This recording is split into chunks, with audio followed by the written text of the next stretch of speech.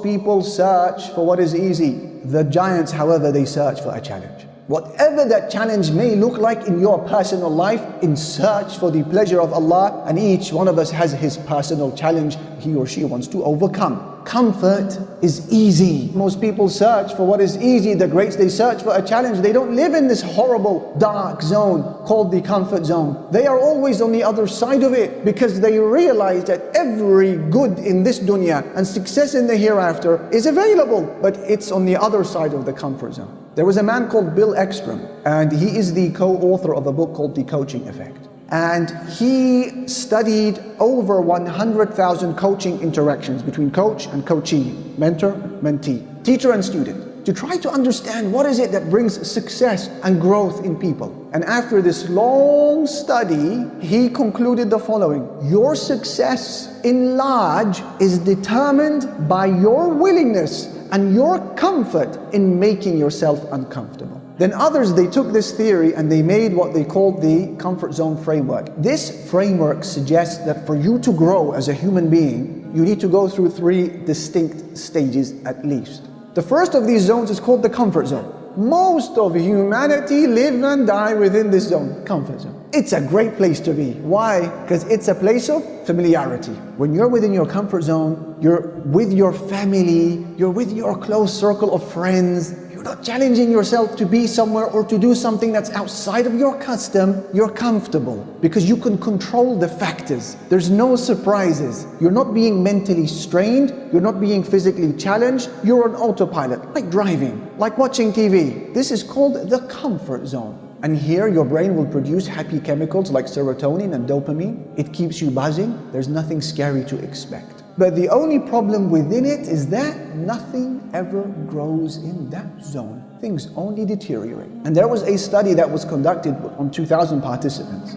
And the results were amazing. The results suggest that over half of Brits, 55% to be specific, are stuck in a day-to-day routine with nothing different. Their yesterday is a mirror reflection of today, and their today is a mirror reflection of tomorrow, day to day. That's over half of the population. And just under a third of the population, 31% to be specific, can't even remember the last time they did something uncomfortable or challenge themselves to walk out of their comfort zone. So the moment you choose to sleep instead of going for a run, for example, or going to the gym, you have chosen comfort. Temporary, immediate comfort, but not for long, because discomfort will catch up with you sooner or later. The moment you press your snooze button on your phone to delay Salatul Fajr, and you're praying at 9 o'clock, 10 o'clock when the sun is fully risen, you've chosen comfort. But not for long, because if tawbah is not met, there will be discomfort eventually that will catch up. You know someone who left employment, a perfectly legit source of income, although it's maybe minimum wage, or someone who left study. Why? Because they want comfort. They will tell you that was only temporary. Now we are weeping the tears of bitter regret. We're very uncomfortable now because of those decisions. And let me tell you another problem with this comfort zone. The more you stay inside of your comfort zone and you don't challenge yourself to grow as a Muslim, your comfort zone actually gets smaller. The walls begin to close in on you. What does that look like? Say, for example, you're only comfortable hanging out with 10 people, 10 brothers. You don't like to hang out with anybody else. If you stay like that, it gets smaller, your comfort zone. So now you're only comfortable with 8 of them. And a few years later, it's just 5 of them. And the next thing you know, you're a complete loner. You're cut off. No one wants to talk to you. You don't want to talk to anyone else. The comfort zone doesn't stay the same size. It gets smaller. You only go to the masjid once a week, right? For example, only once a week, because you're comfortable with that. Anything more is uncomfortable. Fine, but that's going to get smaller. And even going to the masjid once a week becomes a little bit difficult now when you're trying to find your way out of that obligation. But the opposite is true. When you find new challenges as a Muslim, new challenges of growth, you meet new people, you plan for your religion, you learn something new, you're uncomfortable. Guess what? The borders of the comfort zone grow to meet you, to catch up with you, till what was uncomfortable yesterday becomes natural today. Keep doing it. What is natural today becomes comfortable tomorrow. It also grows. Don't live within the comfort zone. The comfort zone, therefore, is your worst enemy. Pack your luggage and come into the second zone now. What is the second zone on your way to growth? The fear zone. You've now managed to convince yourself to do something with your life, to learn a new craft, to learn a new trade, to improve your tajweed. You come into now the fear zone. all of a sudden you can't control the variables here. There's things that will challenge you physically, challenge you mentally, and your brain therefore starts blocking those happy chemicals of serotonin and dopamine, and instead it starts producing stress-related hormones like adrenaline and glutamate. You're now afraid, you're distressed, you're anxious. So most people, what do? They quickly scurry back into the comfort zone.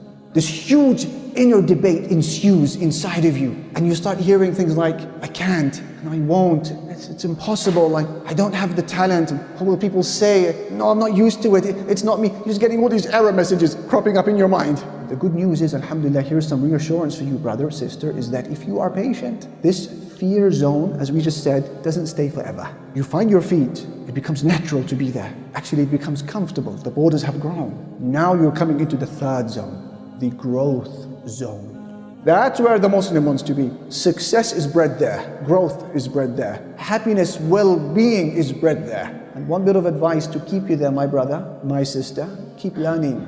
Minimize TV, wallah, minimize Netflix. Junk food is not what you consume through your mouth, it's what you consume through your eyes and ears. That is the worst form of junk we're allowing into our system. Keep learning. Read, even if you don't like it, even if it makes you uncomfortable. We said we got to get out of that zone. If you have to watch something useful that will help you grow. Watch a beneficial YouTube lecture. Learn a new language. Learn a new craft. Learn a new trade. Keep learning. This is a salient characteristic of the giants. So you have the comfort zone, then you have the fear zone, then you have the growth zone. And here's what is interesting. You have two decks of people. You have a lower deck. May Allah protect us from these people. They are the people who live in comfort and laziness, and no objectives, low aspirations. That's the lower deck. And then you have a deck above them. They are the people who live in discomfort, but they are accomplished. They are growing. They are fulfilled. And subhanallah, both of these people, of these decks, they are both mocking each other. They both wonder at why you are there. You should join us. So listen to the conversation between them. The lower deck, the people of comfort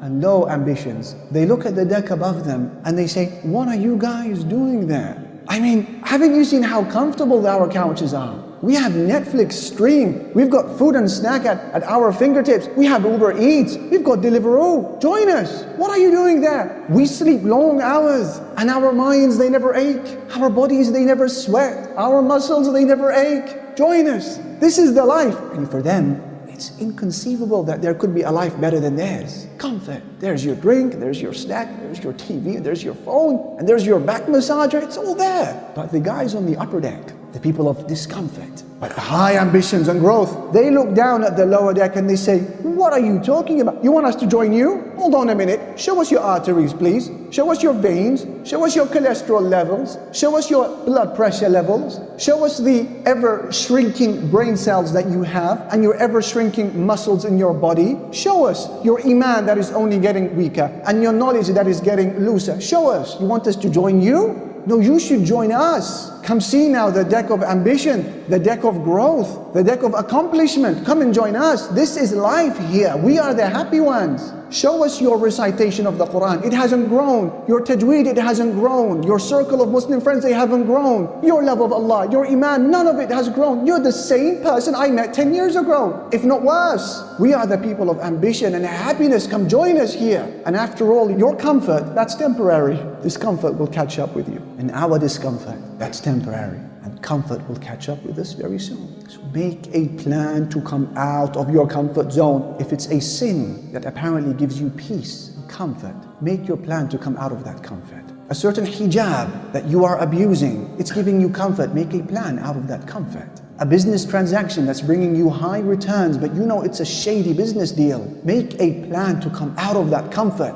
And remember, as we said, a ship enjoys being on the shore because it's safe there. But that's not what the ship was made for. The ship was made to sail in the sea and to battle with the waves. And success and failure have a cost, by the way. We are constantly told that success, you want to be successful, you've got to pay the price. It's not just success that has a price, Habibi. Failure has a price as well. The only difference between the two is that the price of failure is far higher than the price of success. So you choose which of the two you want to pay.